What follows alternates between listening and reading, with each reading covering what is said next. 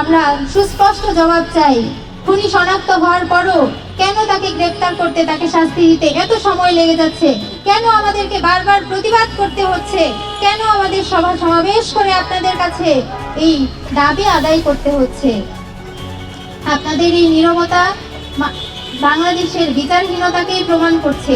আপনাদের এই নীরবতা শহীদ ওসমান হাদির রক্তকে মূল্যহীন করে দিচ্ছে।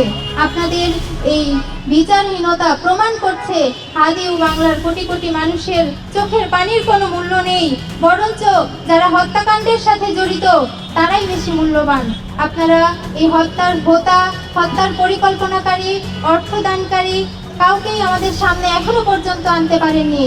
আমরা এখান থেকে আপনাদের কাছে দাবি জানাতে চাই, এই হত্যার সাথে জড়িত প্রত্যেকটি ব্যক্তিকে আমাদের সামনে নিয়ে আসতে হবে এবং প্রকাশ্যে শাস্তি নিশ্চিত করতে হবে, যেন পরবর্তীতে কেউ বাংলাদেশ প্রেমী কোনো মানুষের পেছনে লাগতে না পারে, বাংলাদেশ প্রেমী কোনো নাগরিককে একটি টোকা দেওয়ার আগেও ভাবতে বাধ্য হয়। এই ধরনের শাস্তি নিশ্চিত করতে হবে।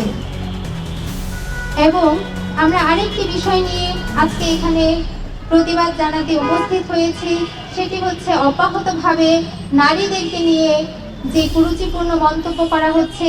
এবং আমরা সাম্প্রতিক সময়ে দেখতে পাচ্ছি শুধুমাত্র কোনো সাধারণ জনগোষ্ঠী নয়, বরঞ্চ একটি বিশেষ দলের নেতারাও এই ধরনের মন্তব্যের সাথে জড়িত হয়ে গিয়েছে। যদিও তিনি ক্ষমা চেয়েছেন এবং আমরা তার এই ক্ষমা চাওয়াটাকে পজিটিভলি দেখছি, কিন্তু তাও আমরা স্পষ্টভাবে বলতে চাচ্ছি এই ধরনের ঘটনা কোনো বিচ্ছিন্ন ঘটনা নয়। আমরা ছাত্র সংসদ নির্বাচন থেকে শুরু করে দেখতে পাচ্ছি যারা ছাত্র সংসদকে কেন্দ্র করে সামনে এসেছে প্রত্যেককে নিয়ে কিভাবে কুরুচিপূর্ণ মন্তব্য করা হয়েছে, কুরুচিপূর্ণ ছবি, ভিডিও, ফেক ভিডিও কিভাবে ছড়ানো হয়েছে, যা আমাদের নারীদের মানসিক বিপর্যয়ের কারণ। আমরা দেখতে পাই বাংলাদেশের সামাজিক প্রেক্ষাপটে বলা হয় নারীরা কেন নেতৃত্বের স্থানে নেই, নারীরা কেন এগিয়ে আসছে না।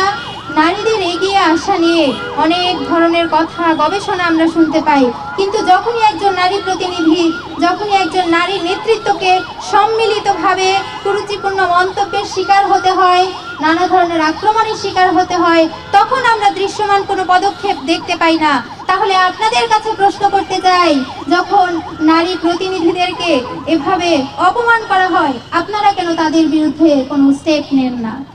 তাহলে আপনাদের এই ধরনের আচরণ কি নারীদের সামনে এগিয়ে যাওয়ার পেছনে বড় বাধা নয়? এবং আপনাদের মুখে যখন নারী অধিকারের বলি আমাদের শুনতে হয়, তখন সেটা বেশ হাস্যকরী শোনায়। আমরা বাংলাদেশ ইসলামী ছাত্রী সংস্থার ঢাকা বিশ্ববিদ্যালয় শাখা সুস্পষ্টভাবে বলতে চাই, নারীর পোশাক নিয়ে কোনো ধরনের অপমান তাকে করা যাবে না, নারীর ধর্মীয় বিশ্বাসে আঘাত হানা যাবে না, নারীর পোশাকের স্বাধীনতায় বাধা দেওয়া যাবে না, এবং হিজাবি নিকাবি যারা আছে তাদেরকে কোনো ধরনের অপমান করা যাবে না। হিজাব নিকাব শুধুমাত্র একখণ্ড পোশাকই নয়, বরঞ্চ মুসলিম নারীর সম্মানের সাথে, ধর্মীয় অনুভূতির সাথে অঙ্গাঙ্গিভাবে জড়িত। যখন হিজাব নিকাব নিয়ে কটূক্তি করা হয়, তখন আমাদের ধর্মীয় অনুভূতিতে তা তীব্রভাবে আঘাত হানে। আমরা সুস্পষ্ট করে বলতে চাই, হিজাব নিকাব আমাদের পোশাকের স্বাধীনতা, আমাদের ধর্মীয় স্বাধীনতা, এবং এই ধর্মীয় স্বাধীনতা, আমাদের ধর্মীয় অনুভূতিতে, আমাদের পোশাকের স্বাধীনতায় যখন কেউ আঘাত হানবে, আমরা চুপ করে থাকবো না, আমরা অব্যাহতভাবে এর প্রতিবাদ করে যাব, আমরা বিচার নিশ্চিত করেই ছাড়বো ইনশাআল্লাহ। সম্মানিত উপস্থিতিবৃন্দ, আমি আমার দাবি পেশের মাধ্যমে আজকের মানববন্ধন শেষ করতে চাই।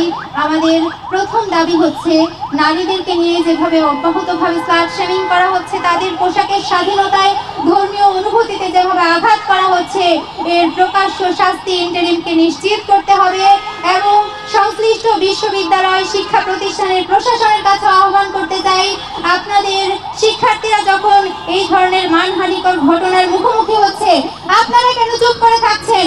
আপনারা কেন আপনাদের শিক্ষার্থীদের পক্ষে দাঁড়াতে পারছেন না? আমরা বাংলাদেশের সর্বশ্রেণীর মানুষের কাছে আহ্বান করতে চাই, এই ধরনের অন্যায়ের বিরুদ্ধে সবাই কথা বলুন।